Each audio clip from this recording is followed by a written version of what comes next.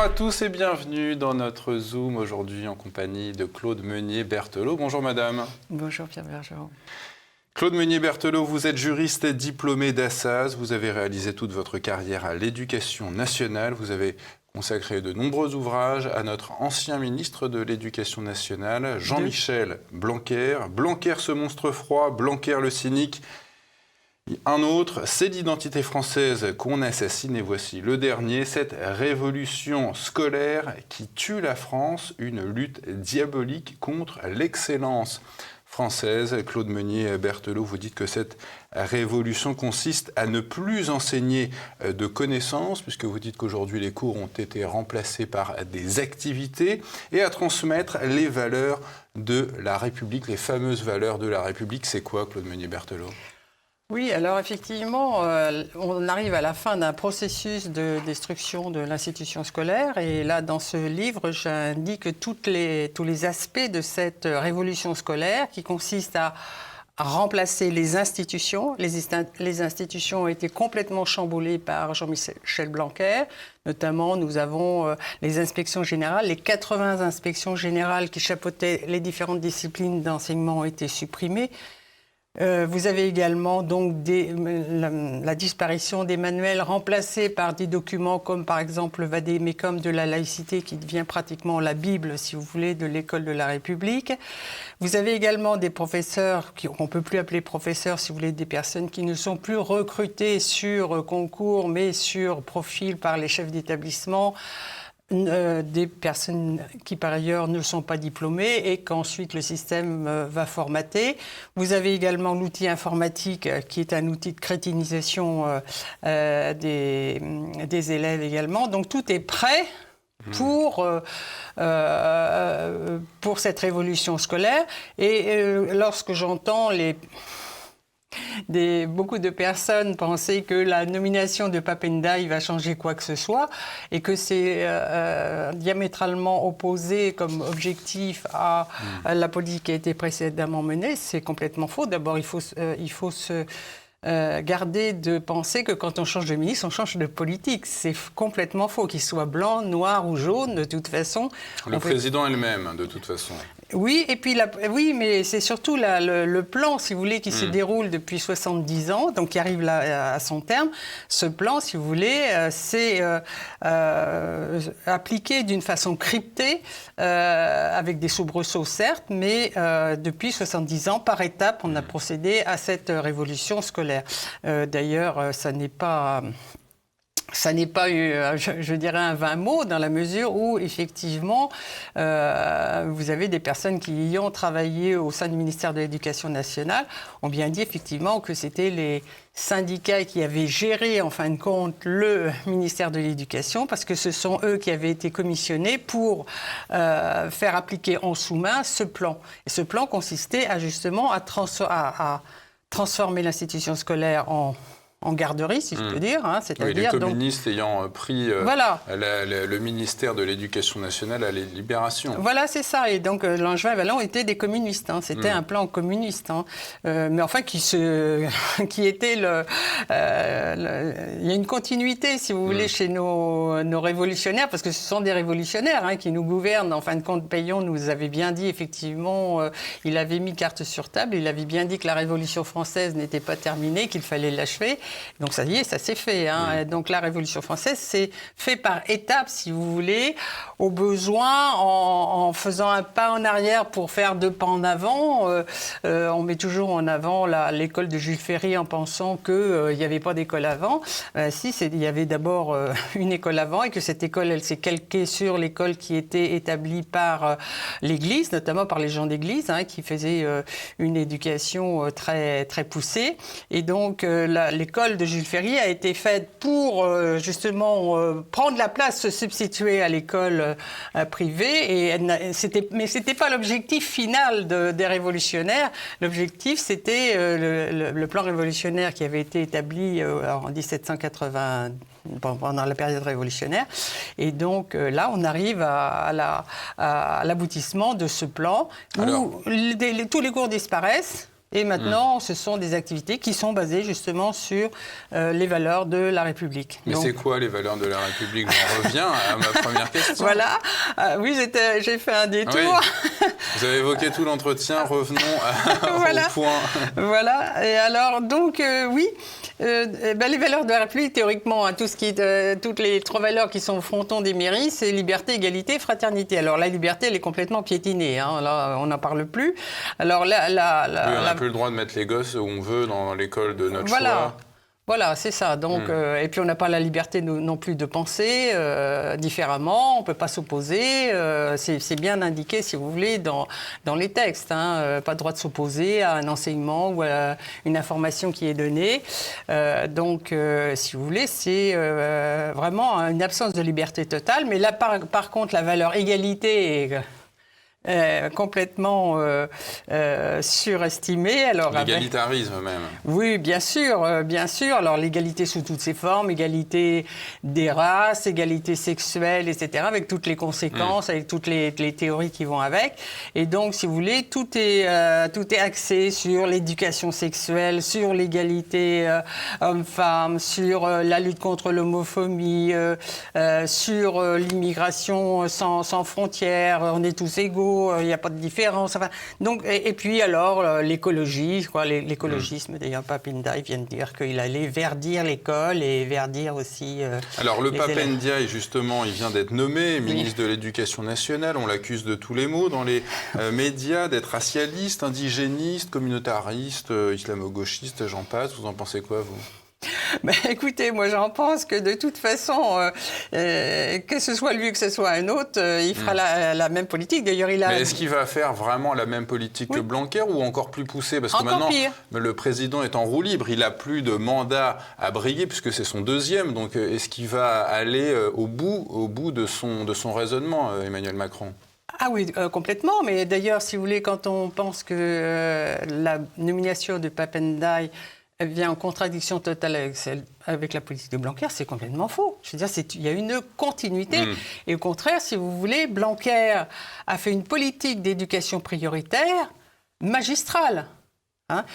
Donc, d'ailleurs, j'en parle dans les livres les concernant, mais aussi dans C'est l'identité française qu'on assassine, qui fait un panorama global de la situation de l'école. Je pense que si les gens veulent vraiment comprendre l'éducation nationale, les causes et les effets, et ce qu'il faut faire, je pense qu'il faut lire ce livre-là, C'est l'identité française qu'on assassine. Parce que d'une part, on voit effectivement toute la progression de la destruction de l'institution scolaire pour nos enfants avec les conséquences, et d'autre part, la politique d'éducation prioritaire, qui est une politique d'excellence en faveur des élèves issus de l'immigration. On va en venir, Claude Meunier-Berthelot, mais avant, j'aimerais qu'on parle de l'une des grandes valeurs de la République que vous avez omis, la laïcité. Elle occupe une place prépondérante à l'école, et à ce propos, vous citez dans votre ouvrage l'ancien ministre de l'Éducation nationale, ce cher Vincent Peillon, qui a déclaré, je cite, « Toute l'opération consiste bien avec la foi laïque à changer la nature même de Dieu, du Christ, et à terrasser définitivement l'Église ».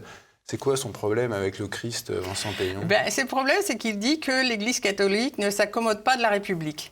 Alors, comme l'Église catholique, selon lui, ne s'accommode pas de la République, eh bien, il faut abattre l'Église catholique et créer une autre religion, parce qu'il pense que le peuple ne peut pas se passer de religion, donc il veut créer une religion laïque. Et donc, cette religion laïque, c'est la laïcité. Mais c'est laïcité n'est pas la neutralité. Le rituel républicain, c'est quoi ? On arrête le signe de croix ? Surtout pas de signe de croix. C'est vraiment tout à fait à déconseiller. C'est tout simplement, si vous voulez, de suivre les préceptes, de suivre sans réfléchir tous les préceptes qui sont indiqués. D'ailleurs, c'est bien dit dans les textes, si vous voulez. Donc, pas de droit de discuter, pas de droit. On vous inflige toute une série de préceptes complètement ridicules, mais il faut quand même les admettre. Mais c'est quoi ces préceptes ? Ces préceptes, c'est notamment, si vous voulez, qu'on est tous égaux. On n'a pas à dire que d'être homosexuel, c'est pas tout à fait la nature, si vous voulez. On n'a pas le droit de dire qu'un étranger, c'est un étranger. C'est un homme, tout le monde il est beau, tout le monde est gentil, tout le monde est le même. Relativisme total. Voilà, le relativisme le relativisme total. Oui, donc si vous voulez, on est dans une situation où on est en train de bourrer le cerveau des enfants qui, par ailleurs, donc, va être complètement vide. Donc on va le remplir de choses complètement infâmes dont il ne saura pas effectivement faire l'usage. Mais faire des élèves bien dociles, comme vous expliquez dans votre ouvrage, c'est quoi l'objectif à terme ? C'est de manipuler la population comme on l'entend, c'est ça, de les contrôler, que même des situations qui peuvent apparaître comme étant pas tout à fait logiques, soient acceptées parce que on n'a plus perdu la capacité de réfléchir, on n'a plus les références nécessaires, on nous a dit que c'était comme ça, que c'était bien, et voilà, c'est bien. Et puis, alors, toute cette tournure d'esprit, on la retrouve dans un document édité en septembre 2021 sur le site de l'Éducation nationale intitulé « École de la confiance ». Et là, vous n'y allez pas par quatre chemins, vous dénoncez le fait qu'il y aurait une discrimination des élèves en raison de leur appartenance ethnique, s'ils sont issus de l'immigration ou pas. Donc là, le principe d'égalité, il saute. Complètement, oui, c'est ça. C'est-à-dire que le principe d'égalité, il s'applique quand ça les arrange. Alors, expliquez-nous ça. On donnerait plus aux enfants des cités qu'aux enfants du bourg. On donne pas seulement plus, on donne différent. C'est ça le problème, si vous voulez. D'ailleurs, je viens d'apprendre que M. Pamendai, donc, à qui on reproche de mettre ses enfants dans l'école alsacienne, qui est une école privée donc, de prestige, tout de même, il faut le dire, pour ses enfants, il dit qu'auparavant, ils étaient dans une école de REP+. Ça veut tout dire. REP+, c'est-à-dire réseau d'éducation prioritaire renforcé, destiné aux élèves issus de l'immigration, école d'excellence. Donc, si vous voulez, vous voyez, le ministre ne met pas ses enfants dans l'école publique pour nos enfants, mais il les a mis dans une école de réseau d'éducation prioritaire, c'est-à-dire école d'excellence. Voilà, donc tout est dit. Alors, on a également parlé du recrutement dans cet ouvrage, dont je rappelle le titre, cette révolution scolaire qui tue la France. Donc, ces professeurs, vous dites que le CAPES et l'agrégation, c'est plus l'alpha et l'oméga pour le recrutement. Non, bien sûr. C'est quoi maintenant la règle ? De toute façon, déjà, le niveau a considérablement baissé, puisque le niveau du CAPES, notamment, a été ramené au niveau des études secondaires.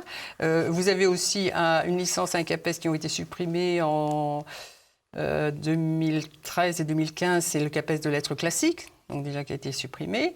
Et puis maintenant, donc le recrutement se fait préférentiellement sur profil par le chef d'établissement, donc sans condition de diplôme.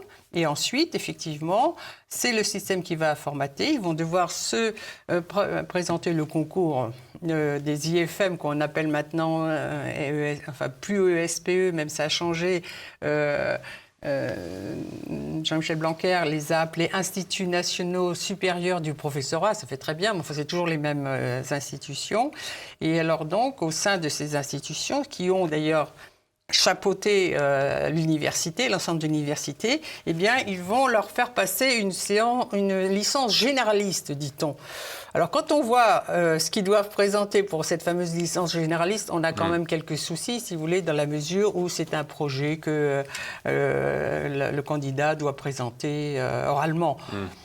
Alors, je pense que ça va pas très loin. C'est vraiment le vide, le vide complet. Est-ce qu'il y a un lien avec ce que vous évoquez, avec le taux de démission record qu'on voit, qu'on peut avoir dans le corps des enseignants? Oui, non, mais ça se surajoute. Ça se surajoute. C'est-à-dire que si vous avez d'une part un corps d'enseignants, les véritables enseignants et puis ceux qui le peuvent aussi financièrement, si vous voulez, démissionnent. Ils sont vraiment complètement écœurés. Je m'excuse de l'expression, mais c'est tout à fait ça. C'est plus leur métier. D'ailleurs, je comprends, c'est plus du tout leur métier. On leur demande plus d'enseigner, c'est plus du tout la même chose, donc ils démissionnent. Alors, certes, ça fait un déficit d'enseignants, mais ça n'embête pas le système, parce qu'au contraire, eux, ils sont très contents de les éliminer et de pouvoir les remplacer par du personnel sans les qualifications. Donc, si vous voulez, maintenant, effectivement, ils se trouvent confrontés à un déficit. Mais de toute façon, même sans cela, de toute façon, si vous voulez, depuis 2013, je crois que c'est en 2013, oui, c'est Belkacem qui avait déjà recruté de cette façon-là 65 000 candidats. Donc, si vous voulez, c'était vraiment prévu, c'était dans les tablettes. Hein. Alors, on a aussi parlé de Parcoursup, la plateforme d'orientation des élèves post-bac. Je vous vois lever les yeux au ciel déjà. Ben oui, parce que, si vous voulez, c'est une machine à refouler l'excellence. Parce qu'en fait, c'est une plateforme informatique qui est opaque. On ne connaît pas le code source, on ne connaît pas effectivement les critères qui sont retenus pour accepter les candidats. Et ce qu'on remarque, c'est que ce sont les élèves excellents qui sont refoulés et des élèves médiocres qui sont acceptés. Donc, là, vous caricaturez pas un peu, là? Ah, pas du tout. Ah ben, vous avez des exemples? Bien sûr, oui. Bah, écoutez, récemment, il y a eu sur une radio l'exemple d'un élève qui était brillant élève à Saint-Cyr l'école et qui voulait faire Polytechnique ou Centrale et qui a été refoulé. On lui a proposé vraiment... Je crois que c'est un UT, quelque chose comme ça. Non, mais qu'est-ce qui refoule? C'est Parcoursup ou... Oui, c'est le système. Mais est-ce que les écoles sont au courant de l'existence de ce garçon qui voulait intégrer leur établissement oui, et mais qui aurait peut-être dû dire bienvenue, viens. Oui, d'accord, mais Parcoursup reprend la main parce qu'après, outre que c'est un système qui est opaque, ils ont des quotas de boursiers. Ils prennent préférentiellement des boursiers. Et donc là, il aurait été accepté dans un établissement parisien, mais on lui a dit, on ne l'a pas accepté en internat parce qu'il n'était pas boursier. Oui, il avait eu le malheur de naître dans une famille où on n'avait pas besoin. Voilà, c'est ça. Mais moi, je l'ai noté dans un de mes derniers livres, si vous voulez. Le proviseur d'Henri IV dit depuis déjà un moment qu'à dossier égal, il prend des boursiers, mais pas forcément des boursiers au mérite, des boursiers sur critères sociaux. Voilà. Alors aussi, vous l'avez évoqué un petit peu en introduction, Claude Meunier-Berthelot, ce thème de l'informatisation à outrance. On a vu les tablettes arriver dans les collèges ou dans les lycées. Enfin, c'est quoi les problèmes que ça engendre, ça? Déjà, des problèmes de santé. Les problèmes de tablettes, parce qu'effectivement, donc elle fonctionne forcément avec la Wi-Fi. Or, on sait que la Wi-Fi pose des problèmes de santé. Et on sait très bien aussi que les enfants ne mémorisent pas, n'ont pas le temps de réfléchir, n'ont pas le temps de mûrir. Et finalement, ils réagissent à l'instinct. Et donc, ils ne retiennent pas et ils n'ont pas, si vous voulez, suffisamment de recul par rapport aux situations pour pouvoir effectivement mûrir leur réflexion. Oui, c'était une ophtalmo parisienne qui me disait que les gens qui lisent sur un écran retiennent beaucoup moins bien que ceux qui lisent le même texte sur du papier. Tout à fait. Or là, tout est informatisé. D'ailleurs, ils ont instauré un système justement Pixorga et donc dont doivent se doter tous les établissements pour effectivement tester les performances informatiques de chaque élève. Donc, et c'est très, ça ne peut pas permettre de faire une scolarité. D'ailleurs, c'est pas leur but. On le voit à travers les autres dispositions. Et d'ailleurs, les maîtres informaticiens de la Silicon Valley ne mettent pas leurs enfants dans des écoles où on utilise l'informatique et ils disent demain, nos enfants seront les maîtres du monde. Ils savent très bien qu'on ne peut pas faire une scolarité cohérente avec l'usage de l'informatique. Rien n'est mieux qu'un tableau, une craie, des manuels à écrire. Oui, j'avais une amie prof de français qui m'avait raconté que ses élèves regardaient des films pornographiques sur leur tablette pendant le cours. Là, on touche le fond. On a également évoqué dans votre ouvrage, Claude Meunier-Berthelot, le thème des écoles hors contrat. On a vu que le précédent, Jean-Michel Blanquer, vous le dites, c'est votre mot, avait une espèce de hargne contre ces établissements. Est-ce qu'on peut s'attendre à mieux avec le nouveau... Je ne pense pas, mais par contre, j'espère qu'on va s'attendre à mieux de la part des personnes qui vont combattre. Parce qu'il ne faut pas, si vous voulez, rester les bras ballants. Il faut justement, si on lit mon ouvrage « C'est l'identité française qu'on assassine », on voit bien, si vous voulez, l'ensemble du problème. Et si on continue sur la même lancée, la France française ne survivra jamais. C'est impossible. Rester les bras ballants, on fait quoi pour ne pas... l'école. Il faut défendre les écoles hors contrat, il faut défendre l'indépendance, il faut défendre la liberté. Il faut s'affranchir de cette école. Les parents, comment ils font concrètement ? Ah ben, il faut qu'ils se regroupent, il faut que vous avez bien des associations quand même. Vous avez des associations de parents, vous avez des associations d'élèves, vous avez des associations diverses mais aussi. Est-ce que les parents se rendent compte qu'on va dans le mur? Mais non, mais c'est ça, c'est pourquoi, si vous voulez, il faut lire, il faut lire. Vous faites des gosses maintenant, vous allez vous intéresser à leur éducation. D'une part, vous avez ceux... leur instruction. Alors, voilà. Mais d'une part, il y en a qui en prennent conscience et qui vont aux écoles. Alors, le problème, si vous voulez, parfois, des personnes qui ont choisi des écoles indépendantes et qui sont très satisfaits de cette situation, disent, moi, combien de fois je l'ai entendu dans les salons du livre, si vous voulez, des personnes qui venaient me voir en me disant, oh ben moi, mes enfants, ils sont dans des écoles hors contrat, tranquille. Alors, ils s'imaginent que ça y est, c'est résolu. Mais le problème de l'indépendance de l'école, ça n'est pas simplement personnel, c'est un problème de société.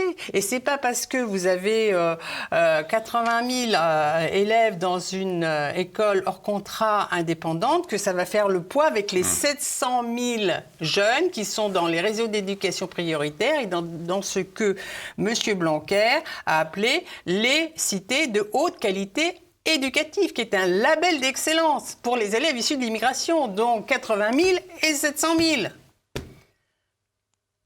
Où est la différence? Hein? Bon, donc il faut que les associations, notamment, il y a des associations quand même, même qui ne sont pas forcément, si vous voulez, axées sur l'école à proprement parler, mais elles peuvent se regrouper avec d'autres associations et puis faire un combat. Il faut absolument... Pour la pérennisation de la culture française et de la survie de la France, il faut absolument libérer l'école de l'emprise idéologique blanquerienne. Voilà, exactement. Oui, non, il faut absolument que les parents puissent choisir. Donc, il n'y a qu'une solution, c'est le bon scolaire. Alors, ceux qui sont contents de l'école publique, ben, qui continuent. Nous, on ne les empêche pas de continuer, mais il faut que les parents, d'ailleurs, donc, c'est quand même inscrit dans les textes, la liberté d'enseigner, que ce soit les textes au niveau européen, que ce soit au niveau national, c'est dans les textes que l'on doit respecter la liberté. Donc, il faut absolument... C'est la seule solution de s'en sortir.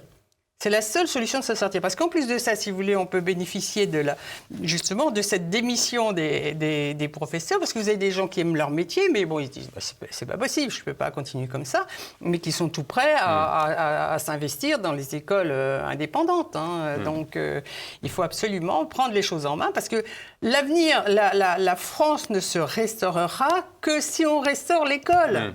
Donc, faire prendre conscience aux parents et ensuite... Si Claude Meunier-Berthelot prenait la tête du ministère de l'Éducation nationale, c'est quoi le plan? Non. Ben, je vous dis, le plan, c'est ça. Mais pourquoi non? Oh non, j'ai passé le... Non mais alors dites-nous un petit peu les 3 grandes mesures qu'il faudrait prendre. Ah ben, les 3 grandes mesures, si vous voulez... D'abord, une mesure, si vous voulez, essentielle, c'est l'indépendance, puisque effectivement, ça permet de s'affranchir des syndicats.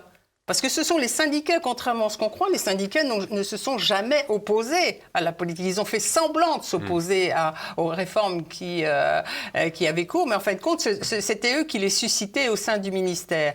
Et donc, pour s'en affranchir, c'est effectivement la liberté scolaire, c'est-à-dire le bon scolaire. C'est la seule solution parce que, si vous voulez, on s'affranchit de cette façon-là des syndicats. Et après, une fois que la liberté est acquise, eh bien, il faut effectivement établir des programmes. Il faut d'enseignement, si vous voulez. Mais ça reviendrait à qui, ça, l'élaboration des programmes? C'est des académies? Associations. Ben non. Ah ben non, mais les associations, est-ce qu'il faudrait qu'il y ait des historiens, des grands historiens, des grands mathématiciens? Mais il y en a, regardez, Philippe Nemo, qui dirige l'école professorale de Paris, a d'éminents universitaires pour pouvoir, notamment mathématiques. Elle a Laurent Laforgue, elle a Jean Lavaner, je ne suis pas sûre que ce soit Jean, mais enfin bref. Donc ce sont de brillants universitaires. Vous avez des gens qui sont tout à fait prêts à s'investir. Est-ce que cette réforme, dans le sens où on irait vers plus de liberté, d'indépendance, est-ce que ça pourrait ressembler à ce qu'avait fait en son temps Valérie Pécresse quand elle était ministre de l'Enseignement supérieur avec sa réforme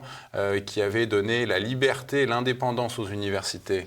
Non, pas du tout, parce que si vous voulez, c'est la même chose, si vous voulez, c'est la même chose que ce qui se fait aujourd'hui au niveau de primaire, au niveau du secondaire, c'est-à-dire que, effectivement, quand vous voyez que c'est le chef d'établissement qui va pouvoir recruter, que vous vous dites, ah ben, ils fonctionnent comme des écoles indépendantes, c'est formidable. Ah oui, non, mais sauf que les objectifs ne sont pas ceux d'instruire, si vous voulez. Donc, ils ont un cahier des charges qui fait qu'on ne doit pas instruire, qu'il faut faire des activités. Et vous avez toute une batterie de personnel qui va être là pour vérifier que, effectivement, vous respectez bien... Oui, les commissaires. Oui, c'est ça. Les commissaires du peuple. Les commissaires du peuple, mais c'est tout à fait ça, oui, oui. Claude Meunier-Berthelot, cet ouvrage, il est passionnant. Cette révolution scolaire qui tue la France, une lutte diabolique contre l'excellence française, un ouvrage que nos téléspectateurs pourront retrouver sur la boutique officielle de TV Liberté. Merci, madame. Merci, Pierre Giraud.